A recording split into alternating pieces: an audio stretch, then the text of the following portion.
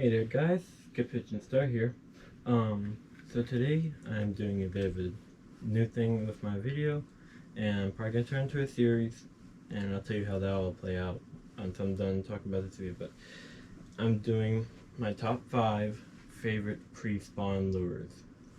That being, I'll say what rigs I use where, what colors I use in what water and what time, and then what the actual rig is itself. And now I'm going to say how I'm explaining or how this is going to go for y'all. I'm going to do pre-spawn, spawn itself, post-spawn. I'm going to make all 3 of those videos. Then I'm going to do for the beginning of fall, ending of spring, beginning of winter, end of fall, so on and so forth, until I get to the full year. And once I hit the full year, I'll do, these are my all year lures. These are what I use all year round. And but yeah, let's get back to the main subject of the video, my top 5 pre-spawn lures.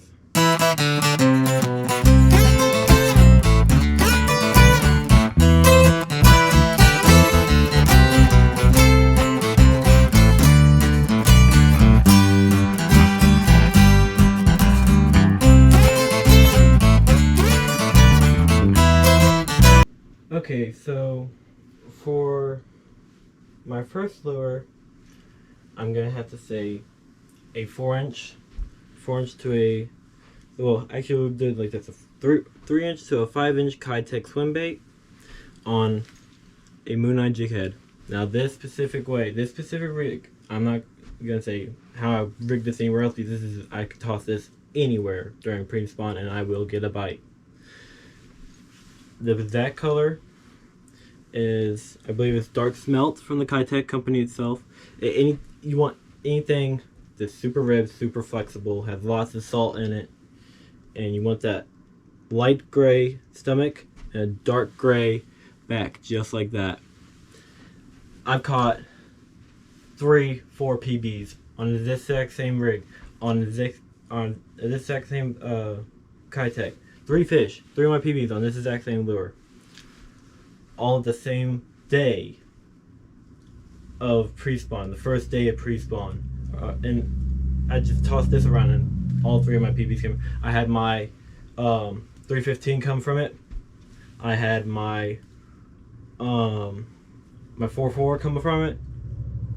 And then I also had my 5.4 come from it. And they were all big fish. And I had a 416, which that's a different fish, but it came right before that 5.6, and it tailed this before I caught it.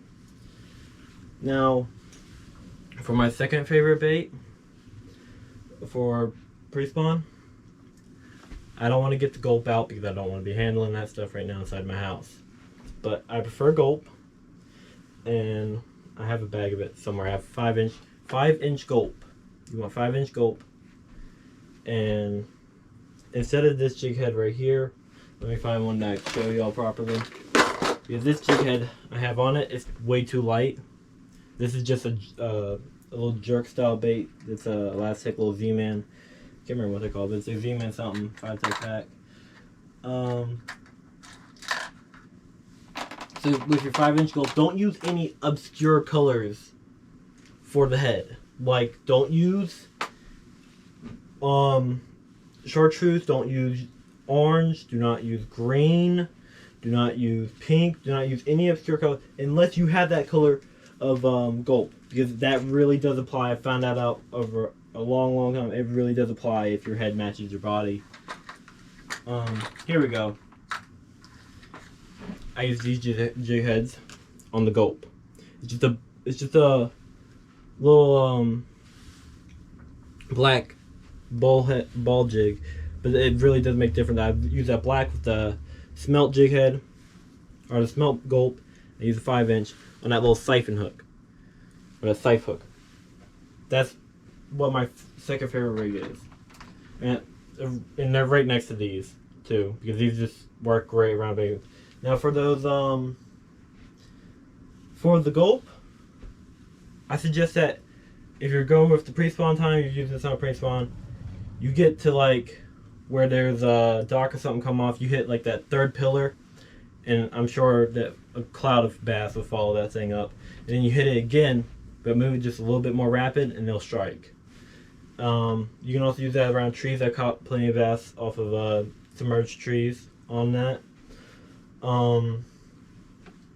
And I don't really use it around rocks because the bass, whenever they get it, they actually will grab that and run so fast that they just get right back into the rocks. But yeah, that's my second favorite lure.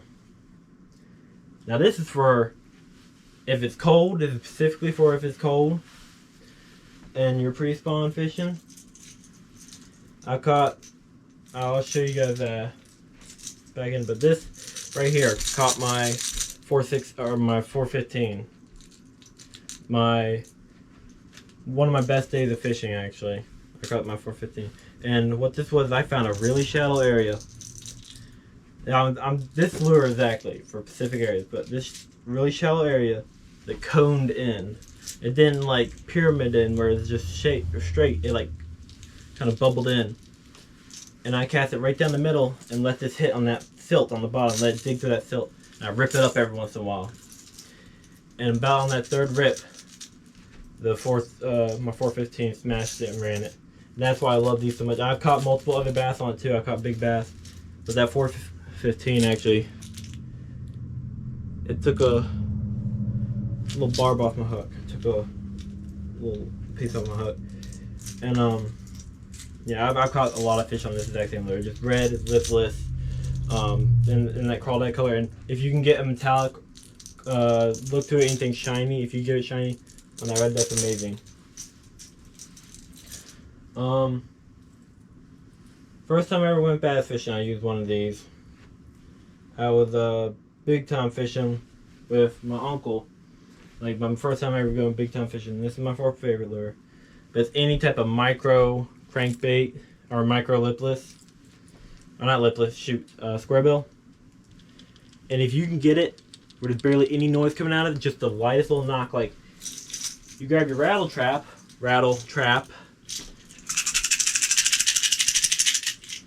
You hear that? You don't want that with the square bills. And the lipless, yeah, you want that. And the square bills, you want very light, subtle knocking.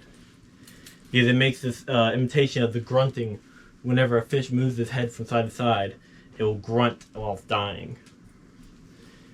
And that's what that light, subtle knocking sounds like. I use this around trees. I use anything that's in a bluegill pattern or a shad pattern. And if you have that chartreuse tail, get it. Go ahead and just grab it. If you see them, grab them. They're a killer for me. I always catch those fish on that back hook for whenever I use those too. But yeah, I use these around rocks, trees. If you can get just beside that tree and run that square bill beside it, you'll get hit. I don't really use it around docks just because it tends to snag in docks really easily. But if you can get a wide open spot in the middle of the dock, yes, run it right down the middle of that. They'll come from another dock just to come and hit that. I've had it happen before. I watched a fish come from another dock and come hit my lure. Now this is my fifth favorite, and the reason it's last is because I don't really get the chance to buy these and use these. I'm sure they'd be much higher if I had more opportunity to use these. But spinnerbait, I use it in a bluegill pattern. I've hit the Berkley little power swimmer and a bluegill or smelt pattern. I think that's smelt. Bluegill smelt, something like that. It might actually be a hybrid. But I use that as a trailer. This is the Googan Squad Zinger, I think is what they're called. But I have multiple others. I have quite a few others. But this bluegill pattern, just around any docks, brushes, big rocks and stumps.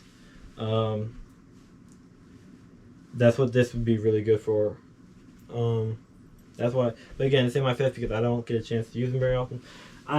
If I do get the chance to pick out like between blades and what's going on with it, with the bluegill pattern, I'm going to use all gold blades. No, I wouldn't use these silver willow blades, I would use a big golden Colorado blade.